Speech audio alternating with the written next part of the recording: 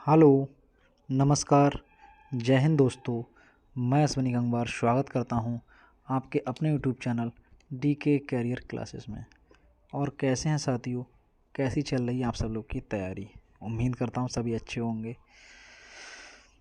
जैसा कि साथियों सभी लोग जानते हैं, वित्तीय वर्ष 2023-24 के बजट की बात अगर हम करें तो आज हमारे उत्तर प्रदेश के वित्त मंत्री श्री सुरेश कुमार खन्ना जी ने आज हमारे उत्तर प्रदेश का बजट प्रस्तुत किया है, ठीक है।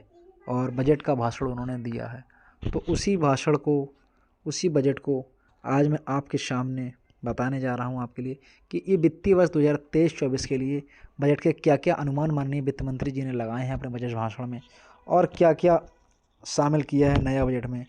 पिछले से क्या सुधार हैं, क्या नुकसान है, क्या अच्छी बातें हैं, क्या बेकार बातें हैं, क्या हम युवाओं के लिए है, क्या हमारे किसानों के लिए है, क्या बुज़ुर्गों के लिए है, क्या हमारे उत्तर प्रदेश में होने जा रहा है, इस बजट से हम अनुमान लगा सकते हैं। तो जैसा कि हमारे उत्तर प्रदेश के वित्त मंत्री सुरेश कुमार खन्ना जी ने इस बजट में कहा है, मैं पूरा आपको पढ़कर सुनाऊंगा, तो सुनिएगा।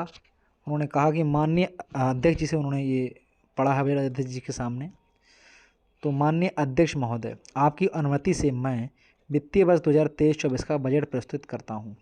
फिर उन्होंने कहा है सुरेश कुमार खन्ना जी ने, मान्यवर, उत्तर प्रदेश 24 करोड़ देश की सर्वाधिक जनसंख्या वाला राज्य है। हमारा प्रदेश न केवल भारत का सबसे बड़ा उपभोक्ता एवं श्रम बाजार है, अपितु गंगा के उपजाऊ मैदानों के किनारे प्रदेश में प्रचुर प्राकृतिक संसाधन विद्यमान है। इन्होंने ये बात कही है गंगा के बारे में। इसके बाद इन्होंने कहा है कि हमारा पूरा देश है, जो टोटल GDP है भारत की, हमारे देश की, तो उस GDP का लगभग 8% से अधिक का जो रोल है वो हमारा प्रदेश का है। यानी भारत की GDP में हमारा उत्तर प्रदेश जो है वो 8% से अधिक का भागीदार है या हिस्सेदार है। और उन्होंने कहा कि मुझे बताते हुए हर्ष है कि वर्ष 2021-22 में प्रदेश के सकल राज्य घरेलू उत्पाद या GSDP में 16.8% की वृद्धि दर्ज की गई, जो देश की विकास दर से अधिक रही। वित्तीय वर्ष 2023-24 के लिए GSDP में वृद्धि की दर 29% अनुमानित की गई है। वैश्विक मंदी के दौर में भी प्रदेश की अर्थव्यवस्था की विकास दर उत्साहजनक है। फिर उन्होंने कहा वर्ष 2017 से पूर्व प्रदेश की बेरोजगारी दर 14.14% थी, आज ये घटकर लगभग 4.2% हो गई है। प्रदेश के लिए एक महत्वपूर्ण उपलब्धि है। इस बात को थोड़ा गौर फरमाइएगा। उन्होंने बताया है कि 2017 से पूर्व 14.14% हमारे उत्तर प्रदेश की जो थी बेरोजगारी दर थी। इस चीज़ को आप लोग थोड़ा गौर फरमाइएगा। ये कह रहे हैं सुरेश कुमार खन्ना जी, जो अब घटकर 4.2% रह गई है इनकी वर्तमान सरकार में। तो ये प्रदेश के लिए एक महत्वपूर्ण उपलब्धि ये बता रहे हैं। क्या ये बात वास्तविकता है? आप लोग को लग रहा है कि इन 5 वर्षों में 2017 से 2022, अब 23 चल रहा है, 6 वर्ष होने जा रहे हैं, क्या इन्होंने हमारे लिए इतने रोजगार दिए हैं कि जो बेरोजगारी दर इतनी कम हो गई है? ये सरकार के लोग हैं भैया, कह रहे हैं सुरेश कुमार खन्ना जी, लेकिन मैं इस चीज़ को नहीं मानता। ठीक है, आगे देखते हैं। मान्यवर, प्रदेश की राजधानी लखनऊ में दिनांक 10 से 12 फरवरी 2023 के मध्य यूपी ग्लोबल इन्वेस्टर समिट का भव्य एवं अत्यंत सफल आयोजन किया गया। अभी आपको पता है G20 समिट हुआ था उत्तर प्रदेश की राजधानी लखनऊ में, उसी की बात कर रहे हैं। इस समिट के आयोजन के पूर्व प्रदेश के सरकार मंत्रियों एवं अधिकारियों के प्रतिनिधि ये सारी बातें उन्होंने बताई हैं कि इसमें कौन कौन देश आए थे। America, Canada, UK, Germany, Belgium, Sweden, Netherlands, France, Mexico, Brazil, Argentina, Japan, दक्षिण कोरिया, संयुक्त अरब अमीरात, सिंगापुर व ऑस्ट्रेलिया, ये सारी बातें हैं। फिर राज्य सरकार द्वारा भारत के 8 प्रमुख नगरों में रोड शो भी किया गया। ये सब ग्लोबल इन्वेस्ट समिट 2023 की उन्होंने बात करी है। ये सारी बातें उन्होंने बताया कि इसमें बहुत सारे ज्ञापन में समझौता हुआ है। 16% नवीकरणीय ऊर्जा, इलेक्ट्रॉनिक्स के लिए 12%, औद्योगिक पार्क के लिए 11%, शिक्षा के लिए 9% और लॉजिस्टिक के लिए 9%, इन सब की बात करी गई है। फिर उन्होंने यहाँ पे एक शायरी के अंदाज में कहा है कि सुधर गई कानून व्यवस्था, उद्योगों की अलग जगह, यूपी बना ग्रोथ का इंजन, ये सब पहली दफ़ा समझ, फ़कत किनारे बैठे बैठे लहरों से मत सवाल कर, डूब के खुद के गहरे पानी में पानी का फ़लसफ़ा समझ। ये सारी बातें उन्होंने कही हैं। लेकिन अभी देखिए, फिर ये सारी जी समिट के बारे में बात हुई है, ठीक है। ये सारी बातें वही हो रही हैं। मैं इस PDF को मैं आप लोग के लिए उपलब्ध करा दूंगा टेलीग्राम चैनल पे भी अपने, और DK कैरियर क्लास के जो लोग ग्रुप में जुड़े हुए हैं व्हाट्सएप वगैरह पर, उन पर मैं आपको सबको करवा दूंगा। ये सारी बातें, दूध उत्पादन, गन्ना एवं चीनी उत्पादन, एथेनॉल की आपूर्ति के लिए उत्तर प्रदेश प्रथम स्थान पर, ये सारी बातें इन्होंने अपनी तारीफ में करी हैं, ठीक है। कि हम ये कर रहे हैं, हमारे माननीय योगी आदित्यनाथ जी के निरंतर कठोर एवं परिश्रम अनुशासन से ही सब संभव हो रहा है।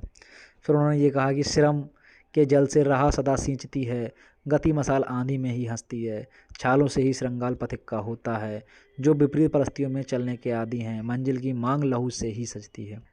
फिर उन्होंने ये और सारी बातें कही कि मानवर हमारी सरकार पिछले कार्यकाल एवं वर्तमान कार्यकाल में प्रदेश के सर्वांगीण विकास की ठोस नीतियाँ तैयार कर उन्हें धरातल पर प्रभावी रूप से मूर्त, ये सारी बातें हैं किसानों के लिए। अब देखो बात आती है इस बजट में इन्होंने संक्षिप्त जो ब्यौरा दिया है उन चीज़ों को पढ़ लेते हैं। इन्होंने किसके लिए क्या दिया, तो किसानों के लिए इन्होंने क्या कहा।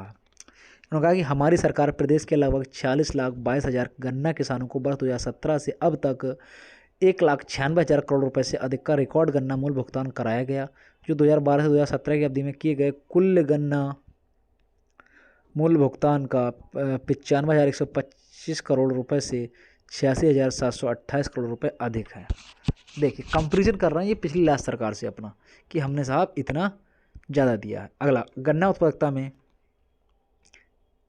1,08,75 टन प्रति हेक्टेयर की वृद्धि से किसानों की आय औसतन 349 रुपये प्रति कुंतल की दर से 34,656 रुपये प्रति हेक्टेयर की वृद्धि हुई है।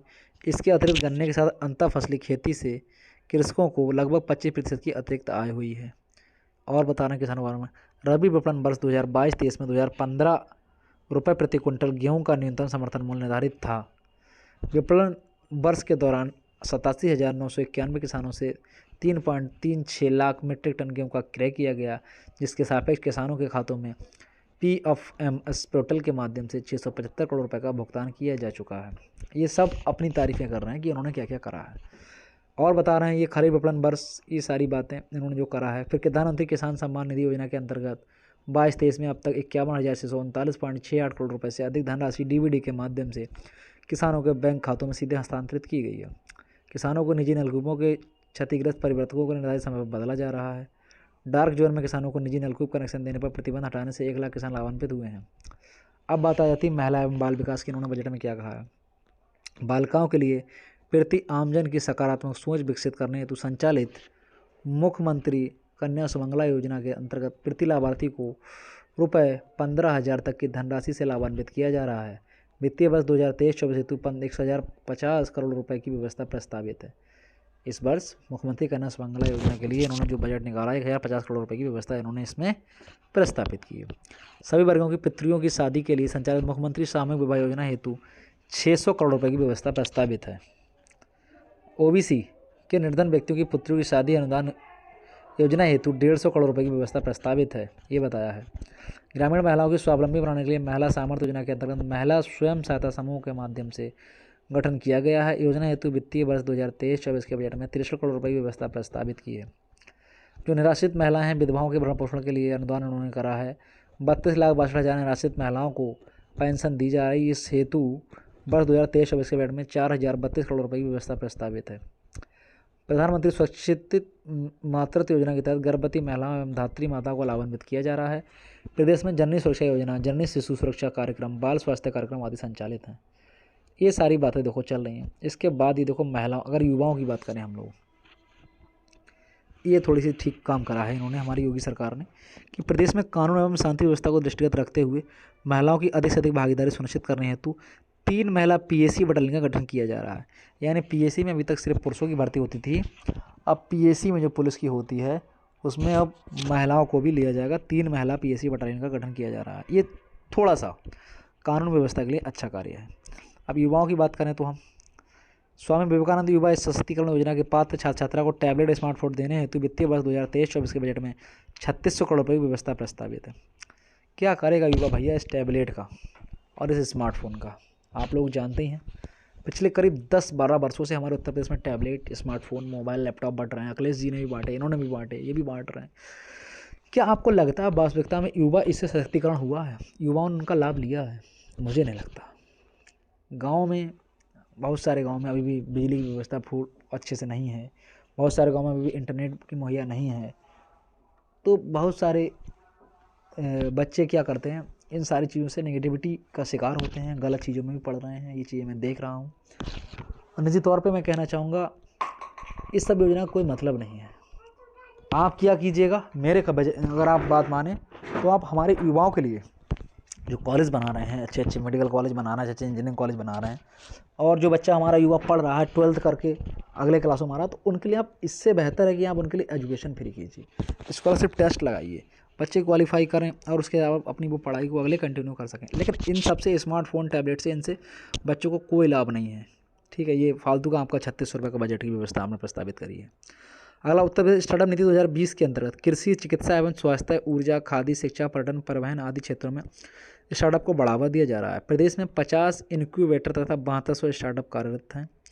नीति के अंतर्गत पीजीआई लखनऊ, आईआईटी कानपुर और नोएडा परिसर में आर्टिफिशियल इंटेलिजेंस के क्षेत्र में प्रचलन प्रारंभ किया जा चुका है। चलो, ये सब ड्रामे चल रहे हैं। चलिए, 60,000 करोड़ रुपए की लो भैया और व्यवस्था हो गई है। एग्रीटेक स्टार्टअप एग्रीकल्चर के लिए 20 करोड़ रुपये प्रस्तावित है। कौशल विकास मिशन के लिए 6 से 12 लाख से अधिक युवाओं के लिए 6 वर्षों में 12 लाख से अधिक युवाओं को प्रशिक्षित किया गया और 4,08,000 युवाओं को प्रतिष्ठित कंपनियों में सेवायोजित भी कराया गया। बहुत सही। युवा अधिवक्ताओं कार्य की शुरुआत 3 वर्षों के लिए किताब एवं पत्र का क्रय करने हेतु आर्थिक सहायता प्रदान किए जाने के लिए 10 करोड़ रुपये तथा युवा अधिवक्ताओं के लिए कॉपर्स फंड हेतु 5 करोड़ रुपये की व्यवस्था प्रस्तावित है। अब लो रोजगार की बात। मनरेगा योजना के अंतर्गत वित्तीय वर्ष 2022-23 में अब तक प्रदेश में 26,29,000 मानव दिवस सृजित कर प्रदेश द्वारा देश में प्रथम स्थान प्राप्त किया गया। इस बात पर मैं कुछ कहना चाहूँगा। 22-23 में प्रदेश में 26,29,000 मानव दिवस सृजित कर, यानी इन्होंने अपने एक साल में 26,29,000 मानवों को कार्य करा के देश में प्रथम स्थान प्राप्त किया मनरेगा में। मुझे नहीं लग रहा मनरेगा में कि इतने व्यक्ति काम करते हैं। मैंने देखता हूँ ग्रामीण समाजों में, गाँवों में कार्ड बने हुए लोगों के, लोग नहीं जाते हैं काम करने। प्रधान और रोजगार सेवक, ग्राम पंचायत सहायक, सचिव साहब और जो वो लेबर है, ये सब मिलके बिना काम करे कागजी कार्रवाई करके पैसा अकाउंट में आ जाता है लेबर से, और उससे पैसा निकाल के ये सब लोग खा जाते हैं आपस में मिलकर। ये तक चल रहा है, ये सच बात है। माननीय वित्त मंत्री जी और योगी जी से कहना चाहूँगा मैं। राष्ट्रीय ग्रामीण आजीविका मिशन के अंतर्गत वित्तीय वर्ष 2022-23 में अब तक लगभग 1,07,000 स्वयं सहायता समूह का गठन किया गया एवं 81,283 स्वयं सहायता समूह को रिफंडिंग फंड प्रदान करने होती 3497 स्वयं सहायता समूह को सामुदायिक निवेश निधि उपलब्ध कराई गई है। ठीक है, आधिकारिक उद्यमों की स्थापना हेतु ये सब ड्रामे चल रहे हैं, देखते रहिएगा आप लोग। एक जनपद एक उत्पाद वित्त पोषण योजना के तहत 1,35,000 से अधिक व्यक्तियों को रोजगार प्राप्त हुआ है। एक जनपद एक उत्पाद प्रशिक्षण एवं टूल किट वितरण योजना, इनसे बहुत ज़्यादा कहीं लाभ नहीं हो रहा है जनपद योजना से। ये देखिए, मुख्यमंत्री युवा स्वरोजगार योजना, कौशल विकास मिशन पड़े हैं, कौशल विकास मिशन की बिल्डिंगें पड़ी, करोड़ों रुपए खराब हुआ है, लेकिन कहीं प्रशिक्षण करके कहीं युवा बेरोजगार सभी भी घूम रहे हैं अभी भी। ये सारी चीज़ें आप देख लीजिएगा। माध्यमिक शिक्षा विभाग में प्रदेश सरकार द्वारा अब तक राजकीय विद्यालयों में 6314 सहायक अध्यापक, 1890 प्रवक्ता एवं 80 प्रधानाध्यापकों का चयन किया गया। सहायता प्राप्त विद्यालयों में 25,249 सहायक अध्यापक, 52,026 प्रवक्ता एवं 849 प्रधानाध्यापकों में पारदर्शी प्रक्रिया अपनाते हुए चयन को नियुक्त किया गया। ठीक है, चयन किया गया। अब आप नई भर्ती की भी तो बात कर लो महाराज, लेकिन कोई बात नहीं है। पिछले 4 वर्षों से हम लोग बैठे हैं प्राथमिक शिक्षक भर्ती का इंतजार करते हुए, लेकिन कोई सुनवाई नहीं, कोई कार्रवाई नहीं उस पर। सामाजिक सुरक्षा के लिए देखो थोड़ा बहुत, वृद्धावस्था किसान पेंशन योजना 7248 करोड़ रुपये प्रावधान किया गया। दिव्यांग पेंशन योजना 1120 रुपये की व्यवस्था करी गई करोड़ की। कुष्ठावस्था पेंशन योजना 42 करोड़ की व्यवस्था। मुख्यमंत्री सामूहिक विवाह योजना के लिए 35,950 जोड़ों का विवाह संपन्न कराया गया। प्रधानमंत्री स्वनिधि योजना के अंतर्गत 1190 करोड़ 49 लाख रुपये का ऋण वितरित करते हुए उत्तर प्रदेश ऋण वितरण में देश का प्रथम स्थान है। बस रिकॉर्ड पे रिकॉर्ड बना रहे हैं, ये दिखा रहे हैं कि हमने इतना इतना करा है अपनी सरकार में 5 वर्षों में, लेकिन उसके बाद भी प्रदेश तो हमारा नहीं बदला अभी तक। अभी भी बेरोजगारी अपने चरम पे है, गरीबी अपने चरम पे है, गुंडागर्दी अपने चरम पे है। विशेष सुधार तो हमको दिख नहीं रहे हैं सरकार। श्रमिक कल्याण के लिए देखिए आप, 3,14,611 निर्माण स्थलों का पंजीकरण कराया जा चुका है। कामगार मृत्यु एवं दिव्यांगता सहायता योजना के लिए 5 लाख रुपये, स्थायी दिव्यांगता पर 4 लाख रुपये, आंशिक दिव्यांगता पर 3 लाख रुपये की सहायता। श्रमिकों के बच्चों के लिए निःशुल्क गुणवत्तापूर्ण हेतु शिक्षा देने हेतु प्रदेश के प्रत्येक मंडल में एक आवासीय विद्यालय की स्थापना की गई है। साहब, प्रत्येक मंडल में करी गई है, लेकिन श्रमिकों के बच्चे कहाँ फ्री पढ़ रहे हैं, मुझे आप ये बताइए। एजुकेशन आपने इतनी महंगी कर रखी है, जो प्राइवेट स्कूलें हैं, आप उनको थोड़ा बहुत अपने पास से फंड रिलीज़ कीजिए और उनसे कहिए जो गरीबों के श्रमिकों के बच्चे हैं, इनको भी आप अपने स्कूलों में दाखिला दीजिए, उनको पढ़ाइए। क्या उनको मिल पाता है? नर्सरी का बच्चा जब स्कूल में पढ़ने जाता है 2-2, 2,500, 3-3 हज़ार रुपये महीने की उसकी फ़ीस है। क्या वो बेस्ट एजुकेशन ले सकता है? फिर क्वालिटी एजुकेशन क्या ले पाएगा वो? या गांव में जो प्राथमिक विद्यालय आपने बनवाए, क्या उनमें उनको क्वालिटी एजुकेशन मिल पा रही है बच्चों को? कभी आके आपने देखा है, उनको चेक किया है? सुधार करने की ज़रूरत है आपको। शिक्षकों के 2 से 2.5 लाख पद खाली हैं, आपने उनके बारे में विचार किया है? देखिए, प्रधानमंत्री श्रम योगी मानधन योजना के अंतर्गत अब तक 6,65,977 लाभार्थियों को पंजीकरण किया जा चुका है। बस पंजीकरण ही किया जा चुका है। 7,29,000 से अधिक अभ्यर्थियों को रोजगार उपलब्ध कराया जाएगा, कह रहे हैं ये। देखो भैया कब तक कराया जाए। सर्वाधिक बाल श्रम से प्रभावित जिलों के हॉट स्पॉट को चिन्हित करते हुए 490 ग्राम पंचायतों शहरी वार्डों को बाल श्रम मुक्त घोषित कर नया सवेरा योजना का संचालन किया गया, जिनमें से 30,287 बच्चों को शिक्षा की मुख्यधारा से जोड़ दिया गया। आपने दोबारा जाके देखा आपने कि वो बच्चे स्कूल जा रहे हैं कि नहीं जा रहे हैं? मुख्यमंत्री जन आरोग्य योजना हेतु 100 करोड़ रुपए की व्यवस्था प्रस्तावित है। ये सारी बातें खन्ना जी सिर्फ आपके इसमें लेक्चर में ही शोभा दे रही हैं, वास्तविकता से इसका मुझे नहीं लग रहा बहुत अच्छा संबंध है। अगला, असंगठित क्षेत्र के कर्मचारियों हेतु संचालित मुख्यमंत्री दुर्घटना बीमा योजना के लिए 12 करोड़ रुपए की व्यवस्था प्रस्तावित है। बाल श्रमिक विद्या योजना के तहत 2,000 बच्चों को योजना से आच्छादित कर लाभ दिया जा रहा है। अब स्थापना देख लो। प्रधानमंत्री आवास योजना शहरी के तहत मार्च 2017 से अद्यतन 17.62 लाख आवासों की स्वीकृति प्रदान की गई है। पूर्वांचल एक्सप्रेस वे पर यातायात संचालित है। एक्सप्रेस वे के आसपास औद्योगिक क्लस्टर स्थापित करने की कार्रवाई प्रक्रियाधीन है। बुंदेलखंड एक्सप्रेस वे का निर्माण हो चुका है। गोरखपुर पूर्वांचल लिंक एक्सप्रेस पे परियोजना का निर्माण प्रगति पर तथा दिसंबर 2022 तक 56% कार्य पूर्ण हो चुका है। मेरठ से प्रयागराज तक लगभग 595 किलोमीटर लंबे लगभग ₹36,230 करोड़ लागत से बन रहे गंगा एक्सप्रेस वे का निर्माण कार्य प्रगति पर है।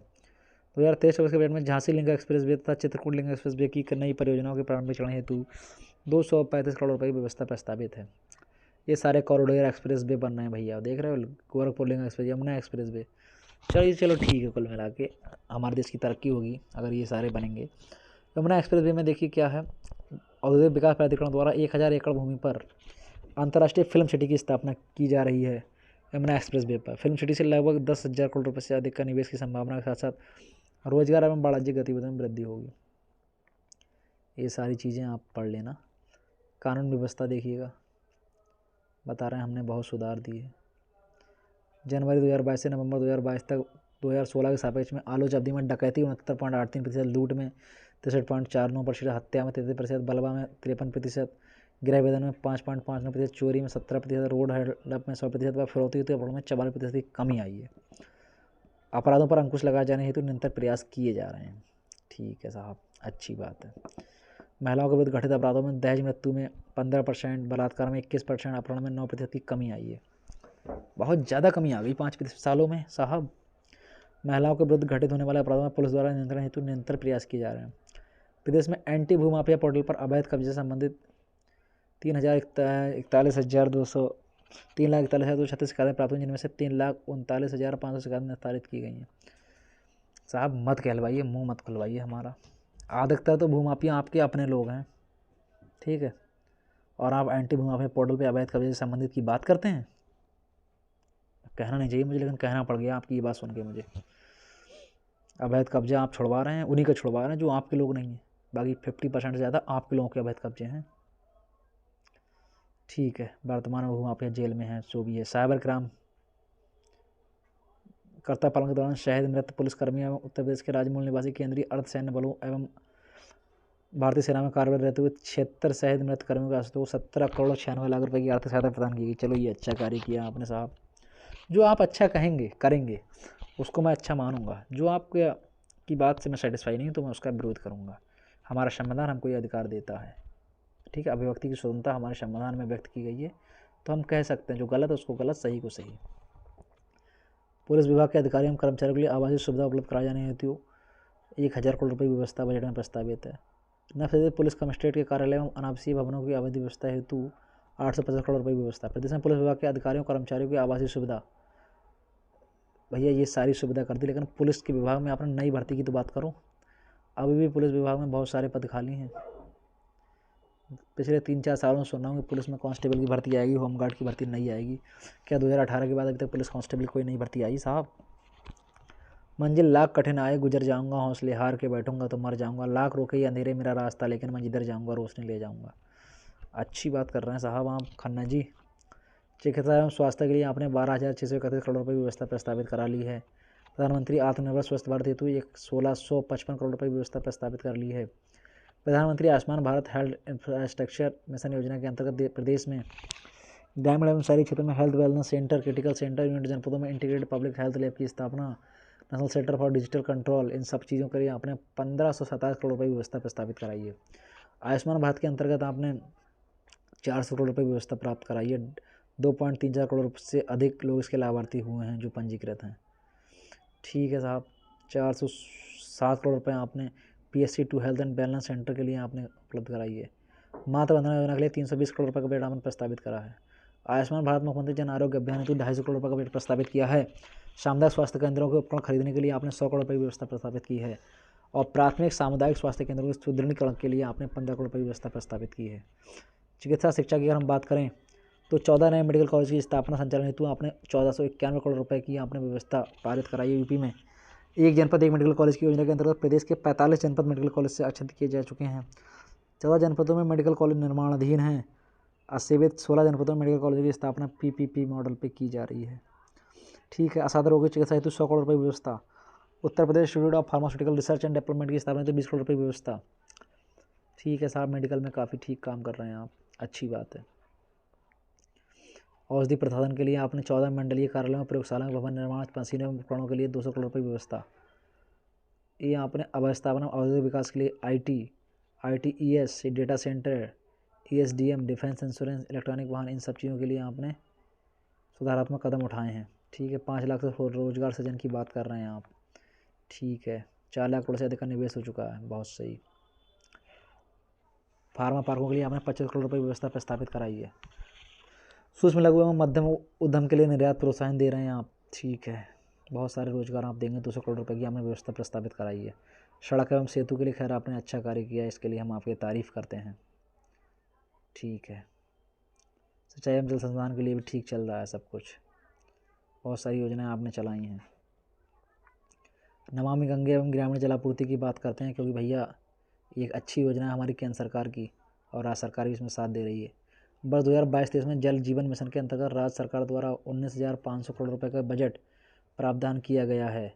वर्ष 2023-24 में जल मिशन जीवन के अंतर्गत 23,350 करोड़ रुपये की व्यवस्था प्रस्तावित है। वर्ष 2023-24 की योजना के अंतर्गत प्रदेश के समस्त 2.26 करोड़ घरों में क्रियाशील गृह जल नल संयोजन प्रदान कर शुद्ध एवं सतत पेयजल उपलब्ध कराने का लक्ष्य रखा गया है।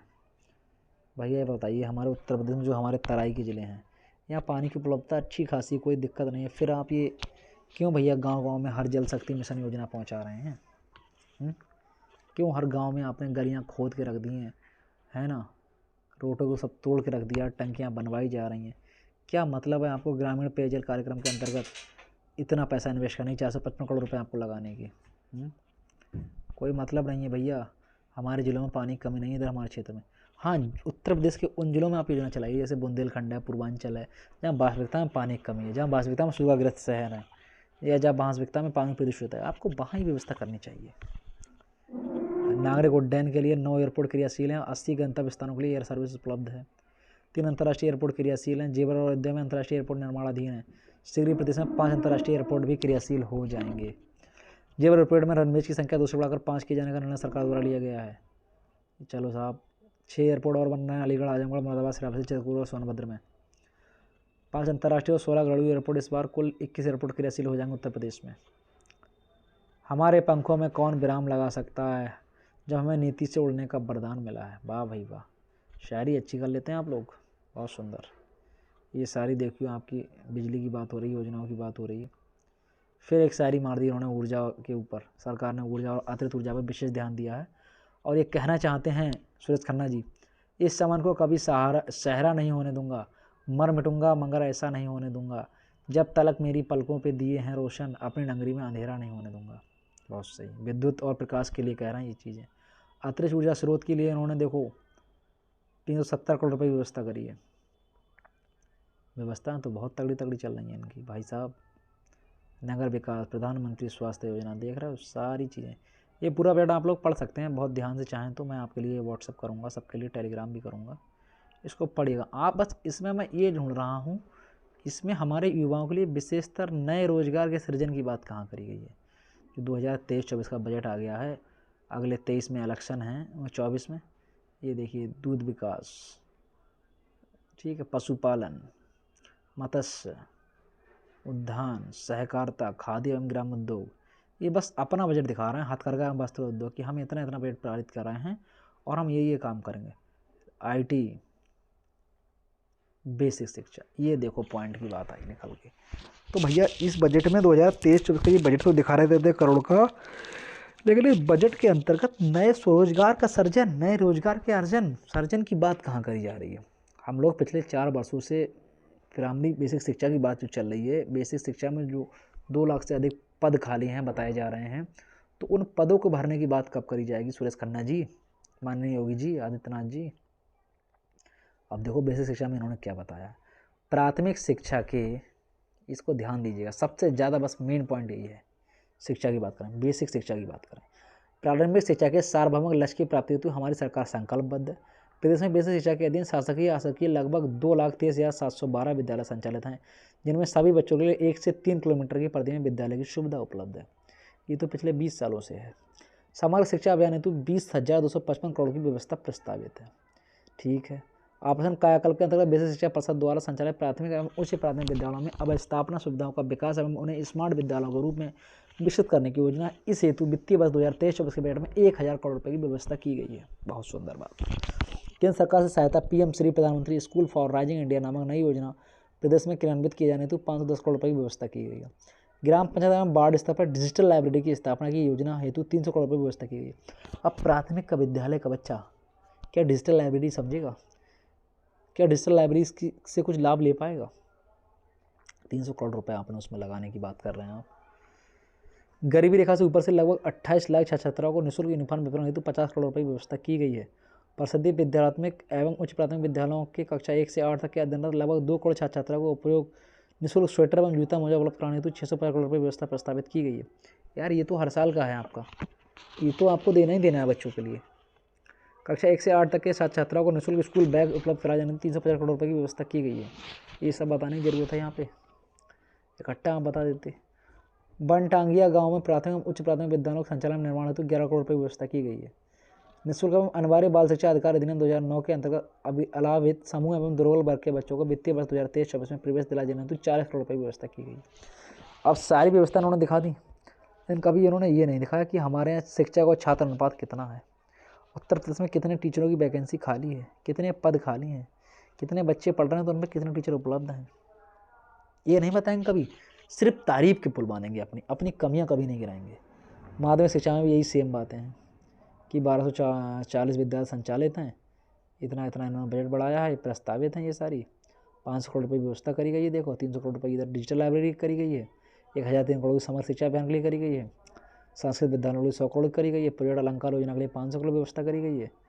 बस व्यवस्था करी गई है, लेकिन व्यवस्था का पैसा जा कहाँ रहा ये कोई नहीं बता पाएगा। कभी ये नहीं दिखाते कि इन्होंने इतना बजट इन्होंने पारित कराया है और 5 वर्षों के लिए ये बजट पारित हुआ है या 1 वर्ष के लिए हुआ है, तो जब ये बजट दोबारा नया पारित होगा तो इतना जो पैसा इन्होंने ये पारित कराया, क्या इतना पैसा वास्तविकता में इन योजनाओं पर खर्च हुआ है?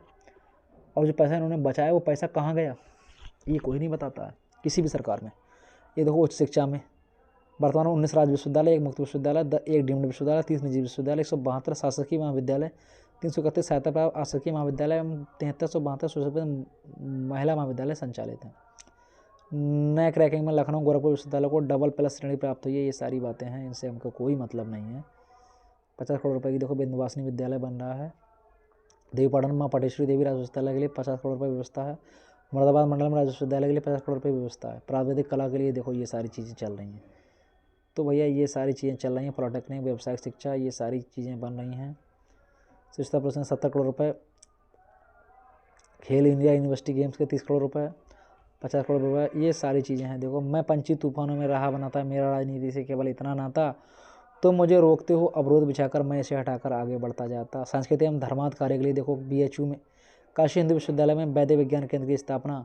वैदिक विज्ञान केंद्र में वैदिक गणित, वैदिक विज्ञान, वैदिक न्यायशास्त्र सहित शैक्षणिक एवं गैर शैक्षणिक गतिविधियाँ संचालित की जा रही हैं।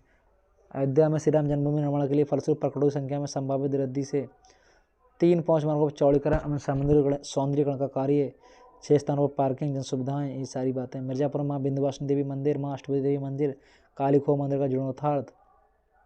अयोध्या एवं चित्रकूट में जनपद प्रयागराज में भजन संध्या स्थल, सीतापुर में तपस्वी निमसरण में वेद विज्ञान अध्ययन केंद्र, ये सारी पर्यटन, ये सारी बातें। देखो इन सब के लिए बजट है, इन सारी चीज़ों के लिए बहुत तेरा बजट है, बहुत तेरा पैसा है। लेकिन भैया युवाओं का भविष्य गर्त में जा रहा है, उसका किसी को कोई ख्याल नहीं है। एजुकेशन पॉलिसी बिल्कुल ख़राब हो चुकी है, हमारे उत्तर प्रदेश की न्याय व्यवस्था भी डगमगा रही है। तो भैया क्या होगा भैया हमारे प्रदेश का, मुझे समझ में ही नहीं आ रहा है। ये सारी योजनाओं को मुझे तो, मेरे लिए तो ये सब एक कागज़ का टुकड़ा लग रही है, इन्हीं में सिमट के रह जाएंगी।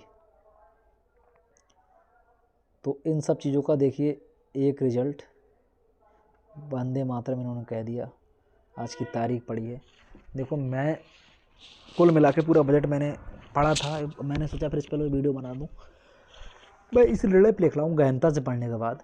किसानों के लिए कुल मिला के थोड़ा बजट ठीक है, और बहुत सारी योजनाएं, सड़क निर्माण, बिजली निर्माण, बहुत सारी योजनाएं, जल योजना, चलो सब ठीक है। कुल मिला के बजट हमारा बहुत ज़्यादा अच्छा भी नहीं है, इतनी तारीफ की पुल बांध रहे हैं ये लोग, और बहुत ज़्यादा बेकार भी नहीं है। लेकिन मेन बात आती है रोज़गार की। तो भैया युवा मांगता है रोज़गार, युवा को चाहिए जॉब। बस आपने ये बजट तो निकाल दिया, अब आप इस बजट के अनुसार जितना आपने बजट पास किया जिस विभाग में, उस विभाग में बस आप वैकेंसियाँ निकालिए। मुख्य रूप से मैं बात करता हूँ आपके सुरक्षा के लिए पुलिस विभाग की, जिसमें अभी लाखों पद सृजन होना बाकी हैं। इसके बाद मैं बात करता हूँ शिक्षा विभाग की, जिसमें आपने प्राथमिक विद्यालय, उच्च प्राथमिक विद्यालय और आपके माध्यमिक विद्यालयों में टीजीटी, पीजीटी इत्यादि के बहुतेरे पद खाली हैं। आप उनको निकालने की कृपा कीजिए, और जल्द से जल्द इन भर्तियों को ईमानदारी से, बिना किसी खींचतान के, बिना किसी गड़बड़ी के, बिना किसी पेपर को आउट कराए, ईमानदारी से भरने की कृपा करें। बस यही बात मैं कहना चाहूँगा वित्त मंत्री जी से भी, उधर हमारे मुख्यमंत्री जी से भी, उप मुख्यमंत्री जी से भी, और विशेषकर हमारे शिक्षा मंत्री जी से, जिनके बयान हमेशा आते रहते हैं लेकिन कभी वो रोज़गार की बात नहीं करते हैं। शिक्षक छात्र अनुपात बताते रहते हैं लेकिन वो सही अनुपात नहीं है उनके। अभी उत्तर प्रदेश के सभी जिलों से जो ब्यौरा मांगा गया है शिक्षक छात्र अनुपातों का, कहाँ कितने एडमिशन हुए हैं प्राथमिक विद्यालयों में, कहाँ कितनी सीटें खाली हैं, कितने अध्यापकों की ज़रूरत है, उन सबका ब्यौरा मैं मानता हूँ कि पूरे उत्तर प्रदेश का पहुँच चुका होगा। उसके अनुसार जल्द से जल्दी नई से नई शिक्षक भर्तियाँ निकालने का कोशिश करा जाए, प्रयास किया जाए और निकाली जाए, और उनको जल्द से जल्द अतिशीघ्र पूरा भी किया जाए और बच्चों को ज्ञान दिया जाए। इसके अलावा और भी जितने विभागों में जो वैकेंसियाँ खाली हैं उन सबको जल्द से जल्द पूरा किया जाए, क्योंकि माननीय योगी जी, यदि आप समय से भर्तियाँ पूरी करेंगे तो हम बच्चों का भविष्य भी उज्जवल हो पाएगा। और अगले वर्ष जो 2024 में इलेक्शन होने वाला है आपका, माननीय मोदी जी का, हमारे देश का सर्वोच्च सबसे बड़ा इलेक्शन है वो, तो उसमें भी निसंदेह आपको उसका लाभ प्राप्त होगा। यदि आप हम लोग को इसी तरह से बेरोजगार रखते हुए, इस तरह से हम लोग को दिक्कतें होती रहेंगी बहुत सारी, फिर उससे आप लोगों को भी दिक्कतें हो सकती हैं। ठीक है, इसी के साथ मैं आपको आज की वीडियो यहीं पर लास्ट करता हूँ। Thank you. Please like, share and subscribe.